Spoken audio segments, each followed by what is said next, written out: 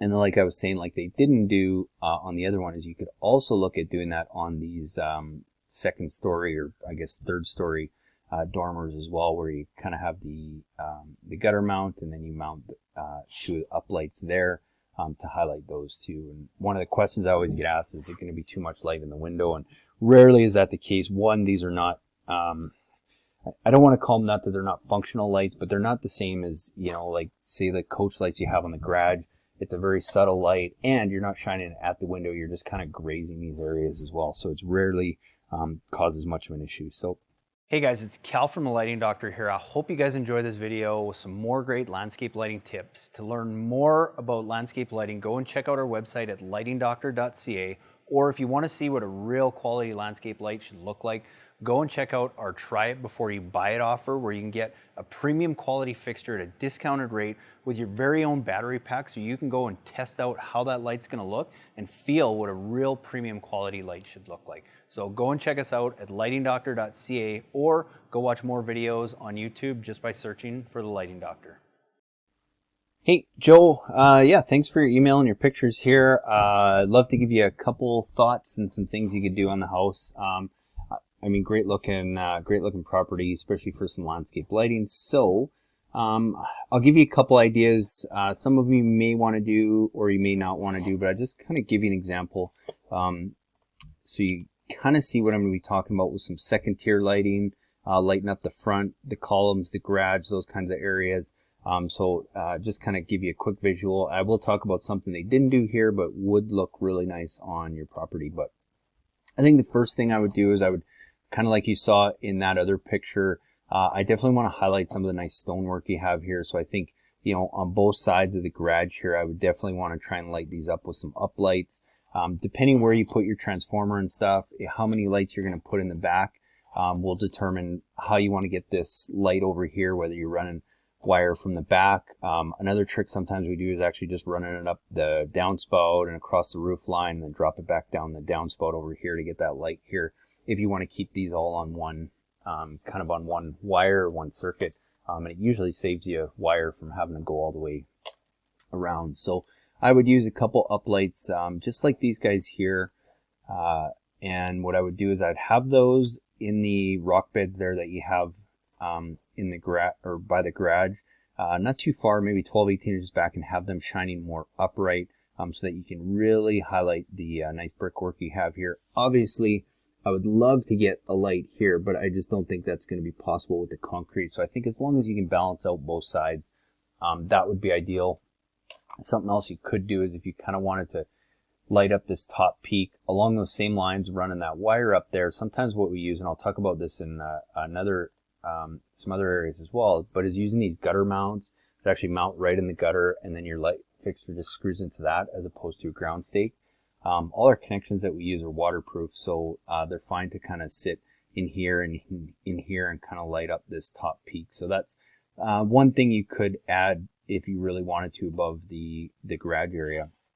Moving along to the front of the house here, again, kind of like you've seen here where they've lit the stone and the columns. I would do the same thing on yours, where I would use that same uplight, and I would kind of have 3 of them along these columns here, these white columns. Because as you can see from that picture, what's nice is not only does it light up the stone and the columns, that light kind of hits this top here and kind of spreads, gives you some nice reflective light, and it's almost as if you've got some soffit and pot lights up in there, but it's a lot nicer, subtler effect. So I would have 3 of those there for sure.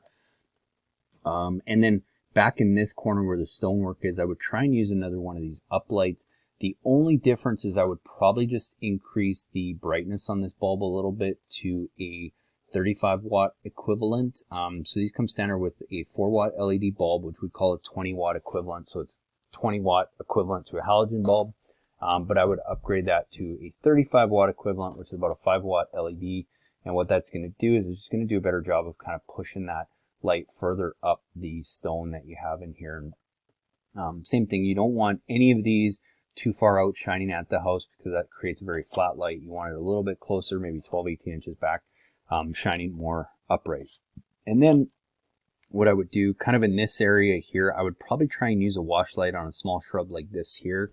And I can't see if there's much in here, but I think I would try and have like a wash light here. So a wash light's similar to an uplight. The only difference is it's got a bit wider angle, softer light, so really good for like low line, smaller shrubs like that. So I'd probably try and put one of those on here. And then I would just use another one of the standard uplights, kind of like over here. But I would use them on this tree, just get it at the base and have that shining fairly upright. And a good rule of thumb is anytime you're using any kind of uplight, it's always better to have it shining more upright than it is to bring it out and shine it at the canopy. I just find it creates a lot better effect. And then the last thing I would do is just if you want to kind of balance it out and light the beds below, this is where I might just use a couple path and garden lights like this. Especially in an area like this, I might put two kind of in the middle where you have these uplights, because it'll do a nice job of lighting this area. Because you have the nice white rock in there too, you get more reflective light, so you kind of get more bang for your buck. And then you could add maybe two of those along here too, just to help kind of light the walkway area. And then the last thing I would probably look at doing is maybe try and lighting these top peaks of the house, where again with that gutter mount, I'd probably just take an uplight and have it shining up to this peak. And then I'd probably have another one over here. And again, the key is just to have it really shining more upright than in the window, so that you're really just kind of highlighting those peaks. But that would be it would do a really nice job of creating a little bit of a balance of some lighting down below and then up high. And especially if you do the garage peaks, it would be really nice to match those. And then, like I was saying, like they didn't do on the other one, is you could also look at doing that on these second story, or I guess third story dormers as well, where you kind of have the gutter mount, and then you mount two uplights there to highlight those two. And one of the questions I always get asked is it going to be too much light in the window? And rarely is that the case. One, these are not I don't want to call them, not that they're not functional lights, but they're not the same as, you know, like say the coach lights you have on the garage. It's a very subtle light, and you're not shining at the window. You're just kind of grazing these areas as well. So it's rarely causes much of an issue. So yeah, anyway, hopefully, Joe, that gives you some ideas to work with. The only thing I would say in the back, you know, I don't know if you need to do a ton of stuff. If you wanted to do some things around the side here, because this might be a bit of a walking area, something sometimes we do is you could put just a couple path and garden lights in here, but very similar to this one, even though there's not a lot there, just by having those uplights can create a nice feature. And in my opinion, you get more bang for your buck out of those than you do a few path and garden lights. And when that light kind of hits the top, you can see how it kind of lights that area up. Again, just kind of showing you the examples of what the garage peaks lit up could look like. So I might do that there, where I'd maybe have 3 of those uplights, where I would increase the intensity again to that 35 watt equivalent. And it just kind of rounds out the walking area on the side of the house. And then I probably wouldn't do too much around the patio area, depending on what is all there, because the last thing you want is like path and garden lights around here that become a tripping hazard.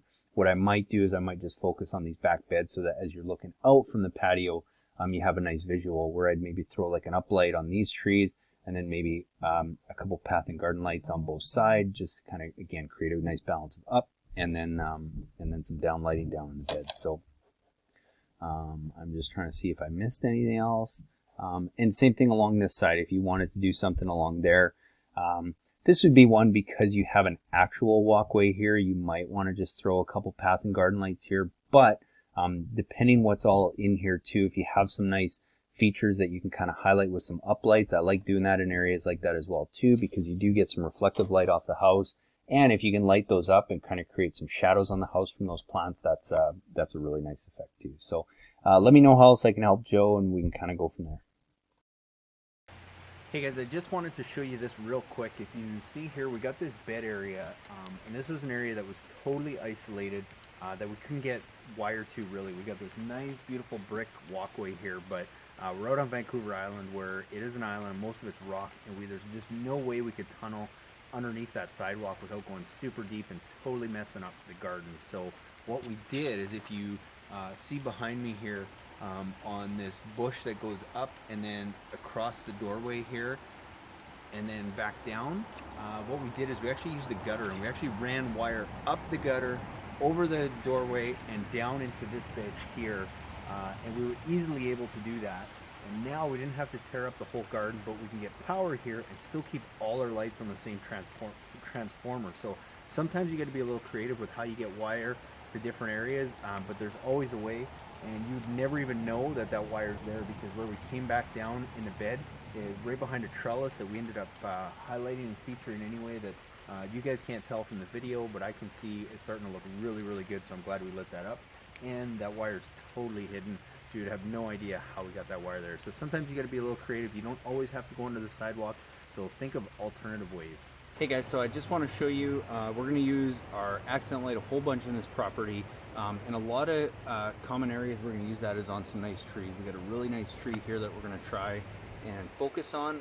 But one thing I see people do too often, or more times than not, is instead of trying to get that light nice and close to the tree and having it shine up, so you're taking advantage of all the barking structure and then all the branching up top, is they'll bring it far back and try and aim it at the tree. And what happens there is they tend to miss a lot of the lower portions of the trees. And then also when it, you know, depending on the area you live in, if you start losing a lot of foliage in the wintertime, then having that light shine at all the foliage is kind of a waste of time, and you lose a lot of the effect of that light. That's why I like having it closer to the tree. You know, here we're maybe 12, 14, 18 inches away from the base. We're going to have it shooting almost straight up because I want to highlight all this trunking and branching structure as possible, as well as now we're getting that light up into the foliage and into the canopy. So again, with our standard RS uplight from FX Luminaire, there's lots of other good ones out there. I like this guy because it's a real workhorse, and that's what we're going to use on this project.